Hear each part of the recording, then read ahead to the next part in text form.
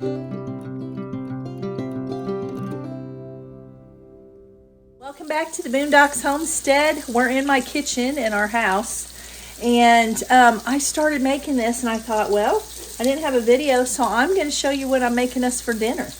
We're having roast potatoes, carrots, onions in the oven, and I got some sourdough rolls in the freezer I'm going to lay out. But I thought I'd go through this with you for a minute. Let me turn this. You see how I'm searing this? I don't have my tripod over here, y'all. I had some flour here, just some all-purpose flour, and I took my roast and I tossed it back and forth in the flour, and then I put some olive oil in here because I don't have any of my lard laid out. And then I'm searing it all the way around. If you can see that. See how I cooked on one side for a little bit, flipped it over, now I'm going to get around the sides. Okay? When I get this done, let me get you back up here where I can see you. I don't have my tripod and it's hard, my hands are in the way. When I get this done, I'll bring you back and show you how I'm going to put it together. Don't go nowhere. Okay, I got my beef roast all done. I got it seared. I got it put in my roasting pan. Now we're going to add some vegetables. This is so easy, you guys. It's like the easiest meal ever. And I've been craving one of these for a while. So you just put the potatoes in there, or I do. And I just put them around. And I just cut them in half. Let me turn this around so you can see what I'm doing. Like I said, I don't have my tripod, so it's over at the bread shed. So hold on a minute. Okay, so I just cut my potatoes in half. And I do that because I want this to cook long enough that it's tender, but I want my potatoes to be mush. You know what I'm saying? So, and also preheat your oven to 350. Mine's preheating. You might want to do that first, or it doesn't really matter. Unless you're in a hurry, then you want to do it first. Now I just put my potatoes in there. I know you might be thinking, well, everybody knows how to do this roast, Chris, but not everybody does. When I first got married to Tim, I couldn't even cook. But granted, I was 15 too, but still, I did not know how to cook. Okay, here we go. Carrots, celery, onions. You put what you want in it. You don't have to put what I'm putting in it. You just put whatever you want. This is just like a traditional, you know, this is just like traditional roast potatoes, carrots, celery, onion. We love carrots. We love these carrots cooked. See how pretty that is? I probably wasn't holding that camera real good for you. Now, let me tell you something. I have, you can use water, or you can use beef broth from the store, whatever you want to use, or water. I'm going to use this venison broth that I made. I'm always using like every part of everything that I can, so I'm not wasting anything. But this smells so good. It doesn't taste like, you know, like a wild taste or anything. And I'm just going to pour this whole thing in here. It's going to be so good. Now, I'm going to put some salt on it, of course. You got to have salt, and I don't use table salt. I use Redmond real salt. It's got everything in there you need. Nothing's been taken out or substituted or anything. Now I put pepper. And look, that is all you need. That right there, that's it. Let me get the lid. Where's my lid? I gotta clean up this mess too, but I gotta go over there and make candles and stuff at the bread shed. So I'm just gonna put this in the oven at 350 I'll probably come back and check it in a couple of hours. But it may take 3 to 4 hours. It just depends. It just depends. So you just got to watch it, and you'll just fork your meat and stuff. I'll bring you back when I check it. All right, I'm back over at the house, y'all. I've been making candles and doing stuff over at the bread shed. We're going to check this. It's been almost 2 hours. Let me grab my glass is fogged up. Let me grab my fork. Let's see what's going on with this.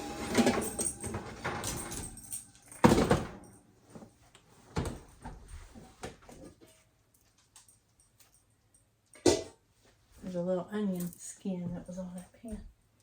All right, let's get over here so you can see.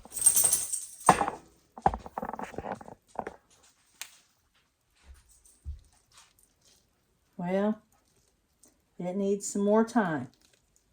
It's not as tender as I want it to be, so we're going to let, now the vegetables are done. There goes my air conditioner.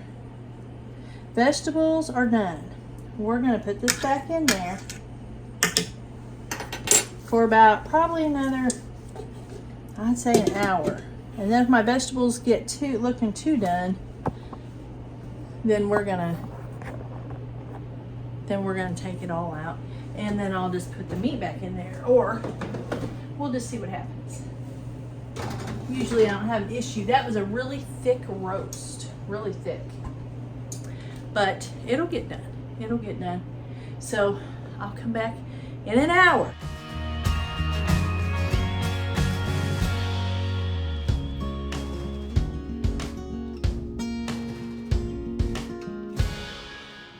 All right, well, it's been 2.5 hours, and we're gonna check this out and see what's going on with it.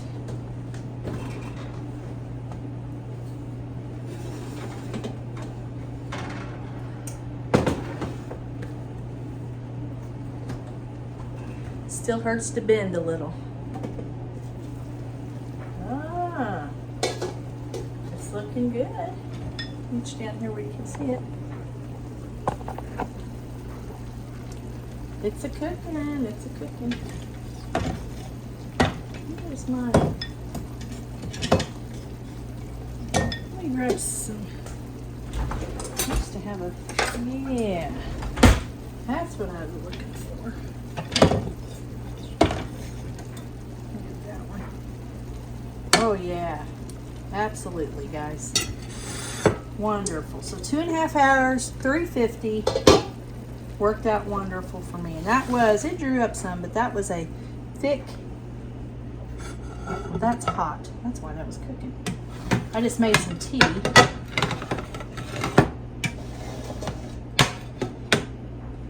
Kind of having issues here. Bear with me. Bear with me, kids. Get you down here where you can see. Let's cut into this bad boy. So the grain's going this way, so we're going to cut it this way.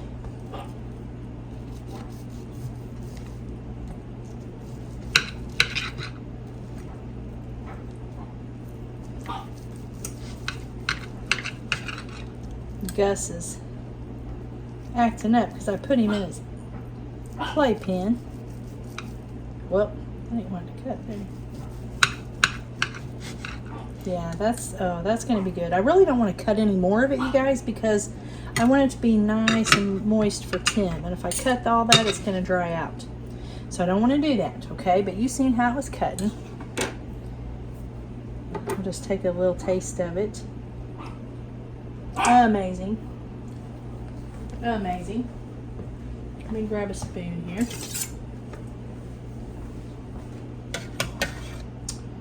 Okay, and then I just like to put my potatoes around it. Just like I kind of had it in this, you know. Gus, no one's listening to you, buddy. I'm busy. He thinks he's always got to say something about something, y'all. Probably gets that from his human mom. No, kidding. Okay. Now, isn't that pretty?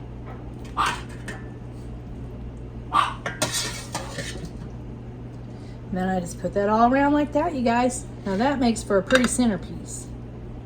It does. Now probably, let me get this done here. Got a few more. Now looky there. Well, you can't see the meat. Okay. It was hot because I set it on the burner because I would just made some tea. So anyway, there you go. That is the easiest meal ever. If you just started cooking or you just don't know, you know what to fix one night, grab your roe. Now right now, I'm telling you what, We got that one, I think at Save-A-Lot on sale. And I think we only paid $7 for that. Now, if you go into Walmart right now, you're not going to get a beef roast for $7. Oh, no. No, no, no. So just look around. Now, I could have made a deer roast, but I was just, sometimes you just crave different things. So, and we seen how cheap that was, so we snatched it right up. So I said, yeah, I'm kind of hungry for, oh, and I forgot to set those rolls out. I've got to go over to the bread shed and get those rolls. I have some sourdough rolls that didn't sell at the market, and so I just throw it in the freezer, and we end up eating it. So that's what I did, and I'm going to set them out to eat with this, and maybe some gravy and some corn on the cob. That sounds amazing. So I'm gonna go ahead and get off of here and attend to little Gus because he's barking over there. So anyways, I'm gonna get off here and get things done, and I'm gonna drop some vegetables on the stove too. I'll pick them up and clean up my kitchen, and I gotta go finish those candles.